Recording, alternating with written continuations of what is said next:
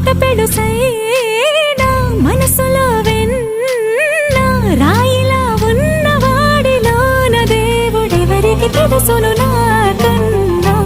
సూసేకి అగ్గిరవ్వ మాదిరే ఉంటాడు.